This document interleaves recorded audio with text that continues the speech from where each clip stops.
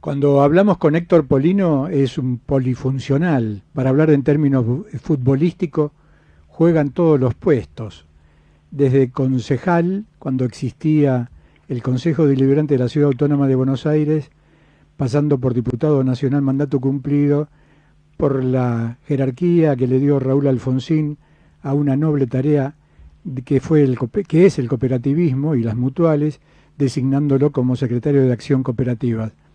Héctor Polino, ¿no pensás que las nuevas cooperativas, empañando tantas décadas de prestigio como movimiento cooperativo, debían hacer un mea culpa esto es una opinión personal, no te quiero arrastrar a una opinión personal, pero digo, las anteriores cooperativas de la década de los 12 años y medio del gobierno de la Iglesia Evangélica, de la papisa laica y su esposo, ¿no tendrían que haber hecho algún tipo de diferenciación pública? ¿En qué sentido? Y porque me parece que no son las mismas cooperativas con décadas de permanencia y de continuidad ética comparados con los sellos de gomas que llevaban las cooperativas en los últimos años del kirchnerismo, del peronismo y sus vertientes. Mira, hay de todo.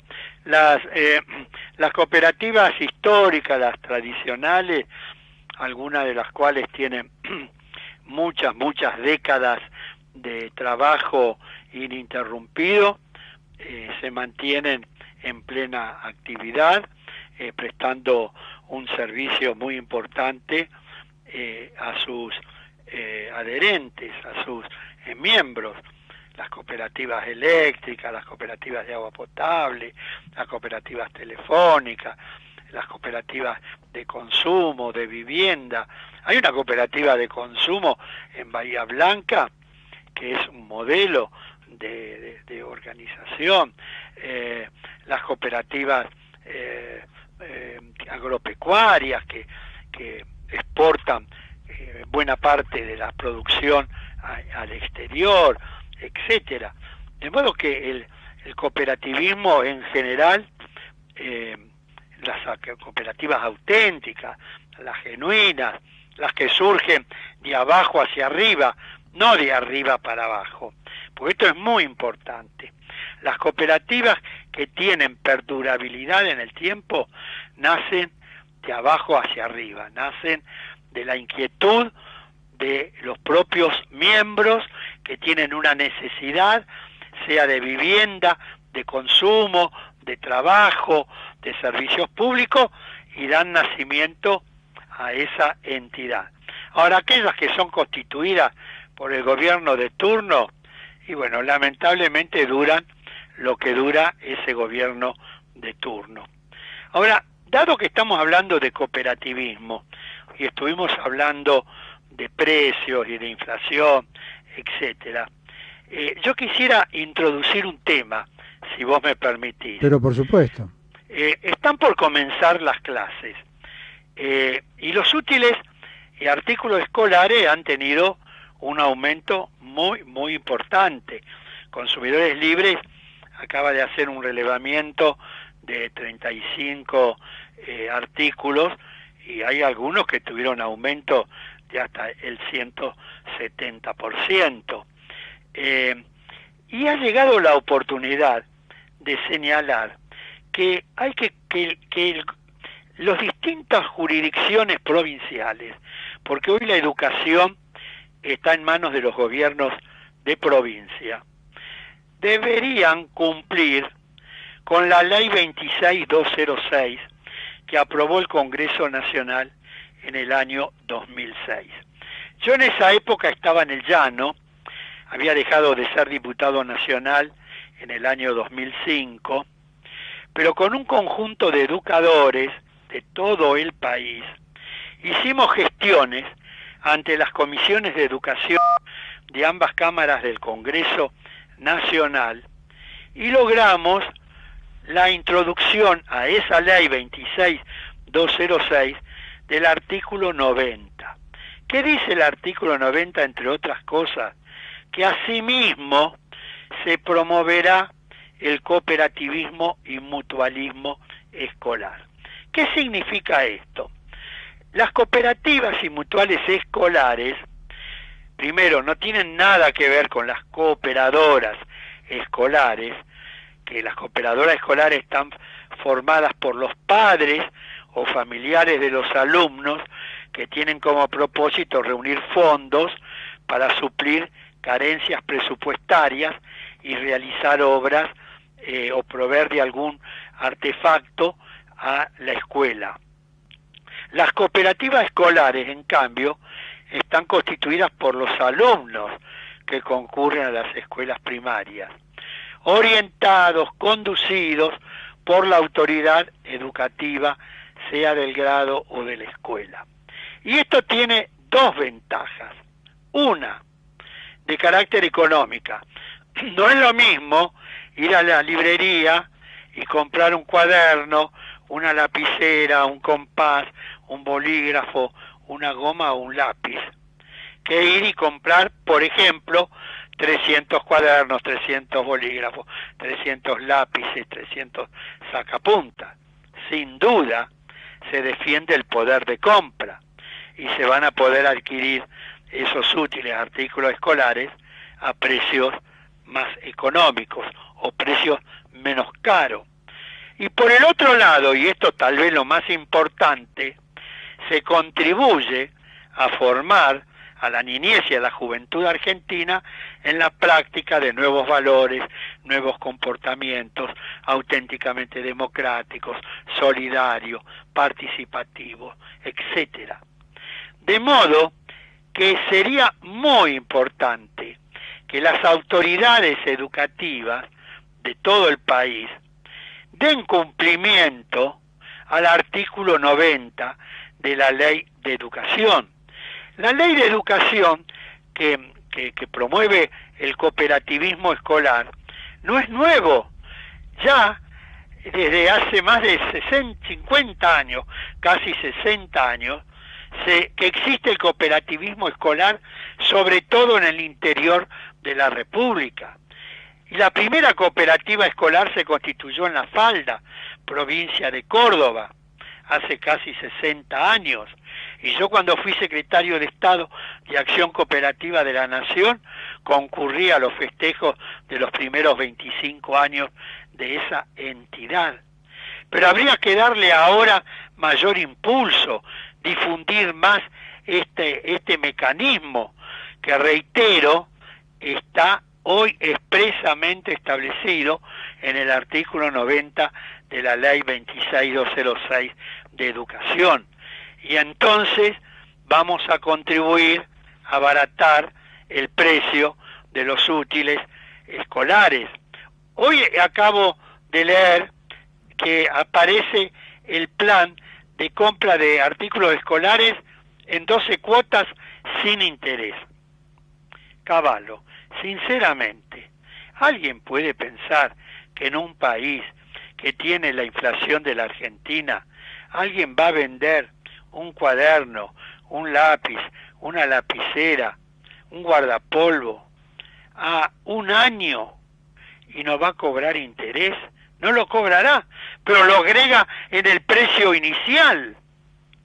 Entonces, ¿por qué no comenzamos por cumplir lo que establece la Ley de Educación y promovemos, ahora todavía estamos a tiempo, la creación de las cooperativas escolares para que se puedan adquirir los artículos a precio menos caro o más económico, llamarlos como quiera, al comprarlos en grandes cantidades, al mismo tiempo que estamos facilitando que los alumnos practiquen la solidaridad, el esfuerzo propio, la ayuda mutua, la participación, etcétera.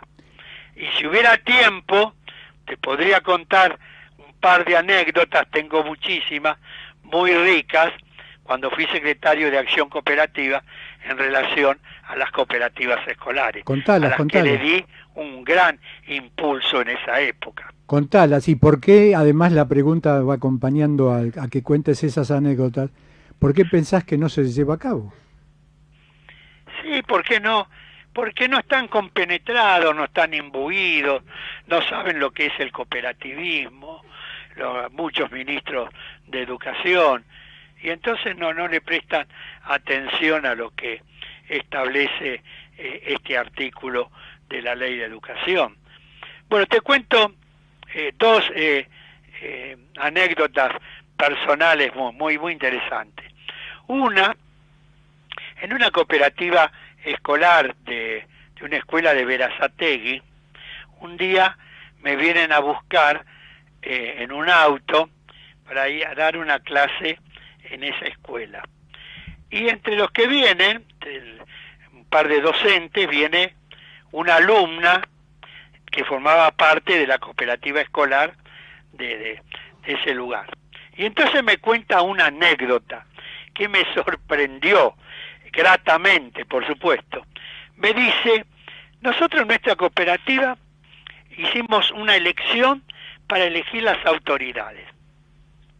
Se presentaron 2 listas y de acuerdo al reglamento de la cooperativa, la lista que ganaba se llevaba el 100% de los cargos y la perdedora, ninguno. Pero después nos reunimos, me dice la chica, los integrantes de la lista ganadora, y dijimos, ¿y por qué vamos a dejar a nuestros compañeros fuera de la conducción de la cooperativa? Vamos a integrarlos. Y le ofrecimos y aceptaron, por ejemplo, el presidente fue de la lista ganadora, el vicepresidente de la lista perdedora, el tesorero de la lista ganadora y el protesorero de la lista perdedora, el secretario general de la lista ganadora y el adjunto de la lista perdedora.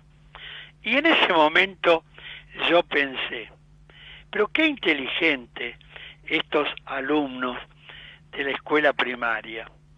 Si este ejemplo de democracia, de integración, lo aplicaran las organizaciones sindicales, por ejemplo, o los partidos políticos, por ejemplo, qué distinto sería nuestro país, qué distinto.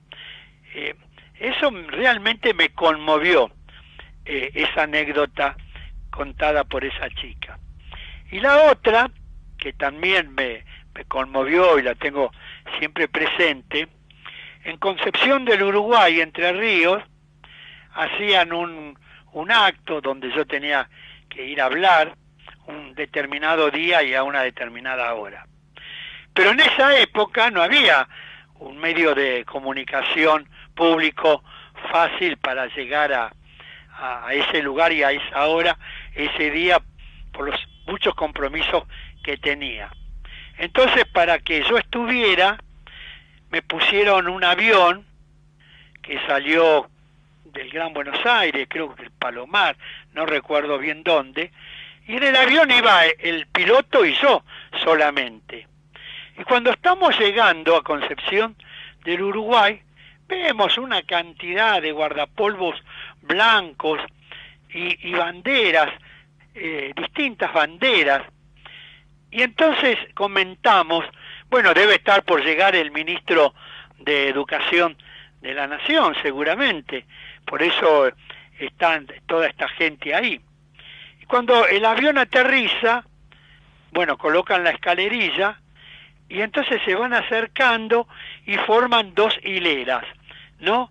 De alumnos y docentes, con banderas que representaban las distintas cooperativas escolares que había en la localidad de Concepción del Uruguay, provincia de Entre Ríos.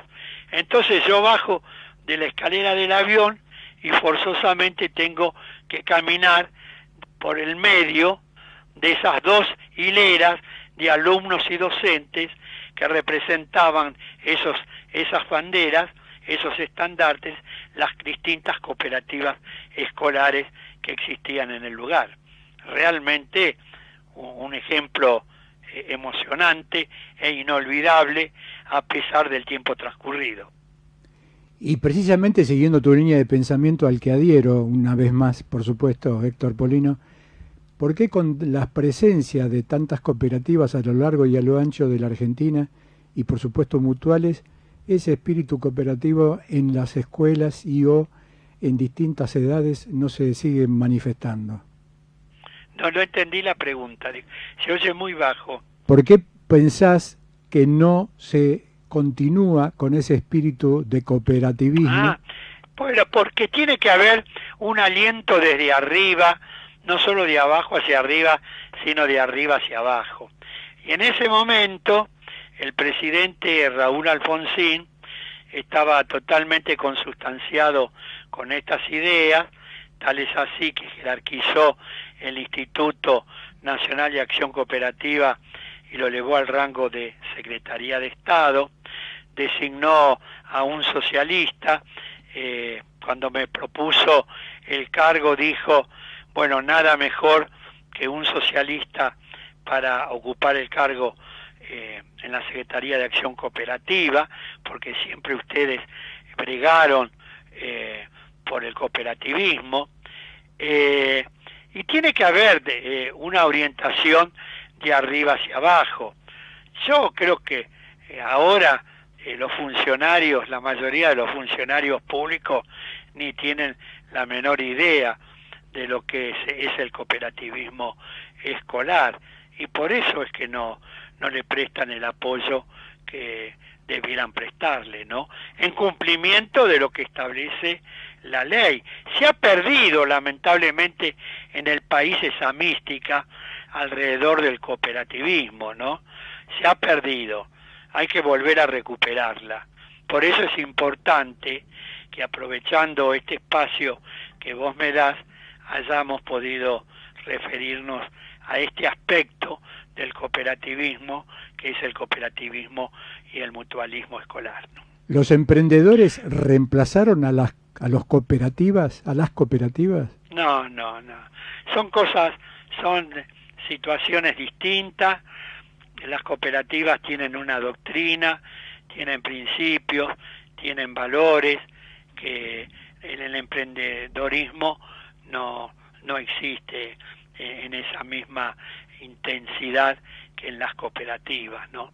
Mirá, cuando Francisco Franco, el dictador español, expulsó de Madrid a un sacerdote católico, José María Arizmendiarreta, y lo mandó castigado al norte de España, y allá José María Arizmendiarreta le dio un gran impulso al cooperativismo, que es lo que hoy se conoce como el cooperativismo de Mondragón, que es donde existen las cooperativas más importantes de toda Europa. José María Arizmendiarreta dijo en alguna oportunidad: con el desarrollo de la educación cooperativa se contribuye a la perfección de la naturaleza humana. Mirá qué sabias palabras de un sacerdote católico castigado por el franquismo. Con el desarrollo de la educación y capacitación cooperativa se contribuye a la perfección de la naturaleza humana. Son ideas muy importantes, ideas que tienden a cambiar el estado de ánimo, la cultura de toda una generación. Por eso sería muy útil que en alguna vez, y cuanto antes mejor, se comience con esta práctica de estimular y fomentar el cooperativismo y mutualismo en las escuelas y colegios de todo el país, de todo el país. Sé que en el interior existen en algunos lugares hoy cooperativas y mutuales escolares. Tendrían que tener un mayor grado de desarrollo y una mayor difusión. Lamentablemente en el Gran Buenos Aires, la ciudad de Buenos Aires, hoy ya ni se habla de este tema. Bueno, yo quiero volver a instalar este tema en el seno de la sociedad argentina. Adhiero totalmente a lo que estás describiendo y simplemente te recuerdo una cosa que es tan contundente como los hechos. En épocas de las redes sociales, quizás el cooperativismo puede tener un vigor que quizás se perdió precisamente a partir de lo que vos describiste desde el gobierno de Alfonsín para acá, ¿no? Claro. Ya Arturo Illia, con una ley de educación que hubo en aquel momento, también le dio a través del ministro de Educación, Alconada Aramburu, ¿no? Sí, sí.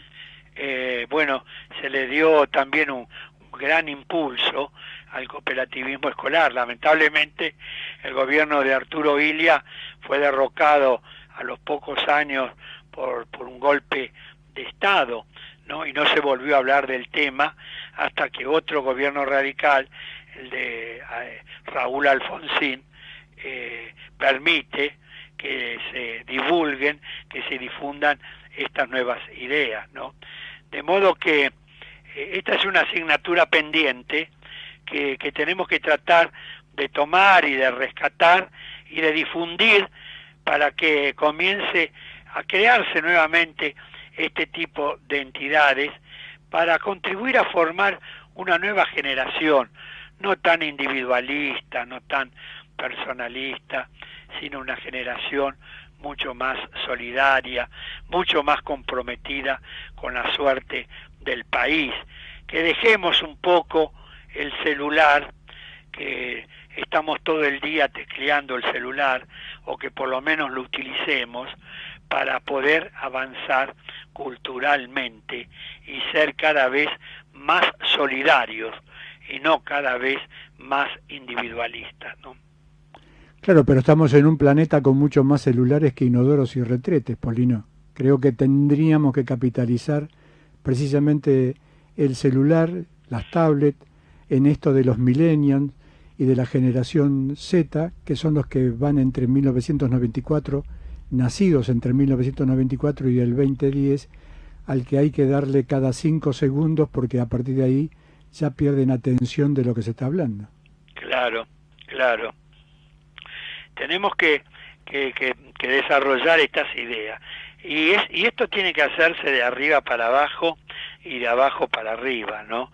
Desde los gobiernos hacia abajo, pero también desde abajo reclamándole a los gobiernos que ayuden a implementar este tipo de entidades solidarias para ir formando una nueva mentalidad en el seno de la sociedad argentina. Vos fíjate cuando existían las cajas de créditos cooperativas. Yo fui el autor de una nueva ley de cajas de créditos cooperativas que aprobó el Congreso Nacional a raíz de la crisis que vivió el país en el año 2002. Y hoy, ¿quién se acuerda de las cajas de créditos cooperativas? La ley está vigente, pero el Banco Central de la República Argentina, en la reglamentación de la ley, puso tantas trabas, tantas exigencias, que no se ha podido constituir ninguna nueva caja de créditos cooperativas, pero la ley está, no hay voluntad política para crear estas. Entonces tenemos que recurrir a los créditos bancarios, claro, que son realmente onerosos, Vos sabés lo que ha ganado el sistema bancario de nuestro país el año pasado, de acuerdo a un informe del Banco Central de la República Argentina. ¿Sabés cuánto? Decilo. 172.106 millones de pesos. Uh-huh. Reitero, 172.106 millones de pesos. Quizás ahí también solamente en diciembre del año pasado los bancos ganaron 23.199 millones de pesos en un país que tiene el 34% de pobres, un 7% de indigentes, donde en la ciudad de Buenos Aires, de acuerdo a informes del gobierno de la ciudad de Buenos Aires, se duplicó el número de personas que duermen en la vía pública. Los bancos ganaron, reitero, el año pasado 172.106 millones de pesos. Pero Héctor Polino, ahí mismo no tenés la respuesta de por qué no se canaliza la alternativa de lo que vos propusiste en el 2002 y entre otras buenas ideas, lo que comentaste del artículo 90. Pero ¿cómo puede ser, Cavallo, que los bancos tengan más influencia que los legisladores, que los gobernantes? Hay una ley aprobada por el Congreso Nacional. ¿Cómo puede ser que los bancos frenen el cumplimiento de esas leyes? Que en realidad no lo frenan, actúan sobre los funcionarios para obtener cada vez más beneficios con tasas de intereses que son usureras o usurarias. Claro, claro. Pero esta es la realidad, y esta cifra no la inventé yo, es el dato oficial del Banco Central de la República Argentina. Esta es la realidad de nuestro país. Entonces un pobre tiene que concurrir a pedir un crédito, o una pyme va a pedir un crédito para mantener las fuentes de trabajo y poder pagar las facturaciones de luz, de gas o de agua, y resulta que le aplican tasas de intereses usurarias que luego generan este grado de rentabilidad escandalosa. Totalmente de acuerdo, doctor Polino. Te agradezco una vez más tu participación en Mañana, Tarde y Noche. Yo te agradezco la invitación y la oportunidad que me diste, y te pido disculpas por no haber podido concurrir directamente al piso. Espero hacerlo en cualquier otra oportunidad. Te esperamos. Abrazos de mi abrazoteca, Héctor Polino. Muchas gracias, hasta pronto. En la endeble rama, desde el precario nido, agito mi mano en alto para desearte buen martes posible, y con las dos manos formo el escudo nacional. Mañana en Mañana, Tarde y Noche, por Radio Sentidos, www.radiosentidos.com.ar, a la hora 17, un cura muy particular de Formosa, Francisco Nazar. Periodística de Hernán D'Angelo en Mañana, Tarde y Noche. Soy Paula Pareto. Yo disfruto del judo y esa sensación de poder más y más. Pero también existen otras formas de sentir placer, que te dejan roto y vacío, como la adicción, que no te deja elegir y al final tampoco te da placer. Llámanos al 0800-222-5462 y trabajemos juntos para poder ayudarte. Elegí disfrutar la vida. Es un mensaje de la Cámara de Diputados de la Provincia de Buenos Aires. En el boom de los créditos para vivienda, pinta con color tu compra. Invertí en verde, en el verde de los lotes, en 3 manzanas a metros de Altagracia, a 4 cuadras de la autopista a la ciudad de Córdoba y a 20 minutos en transporte público de la capital cordobesa. Invertí en la provincia del Santo Cura Brochero. Aprovechá los créditos y convertite en propietario. cordobaventadelotes@gmail.com. Martín Fagundes, contador público nacional, tiene todas las respuestas en monotributoonline.com. clientes.florencia@monotributoonline.com. Norberto Feldman, ¿qué es la ACHI, la Asociación Argentina Amistad con el Pueblo Chino? Querido Arturo, un gusto y gracias por haberme llamado para poder difundir un poco lo que hace esta Asociación Argentina de Amistad con el Pueblo de China. Nosotros tenemos como finalidad desarrollar acciones de interés en la parte cultural, educativa, social y en la parte económica, en la parte industrial, inversiones en la República Argentina también, y buscar todo lo que se puede hacer en común con la filosofía de la amistad, que es lo que el pueblo chino quiere, con el medio de nuestra asociación, juntarse con empresarios de todo el país, de cada ciudad, de cada pueblo de Argentina. Yo creo que estamos en el mejor momento para poder realizar tareas en conjunto entre la sociedad y empresarios argentinos con chinos, o universidades, actividades culturales, etc. Nuestra página www.aachi.com.ar. Estamos en facebook.com/AAA China.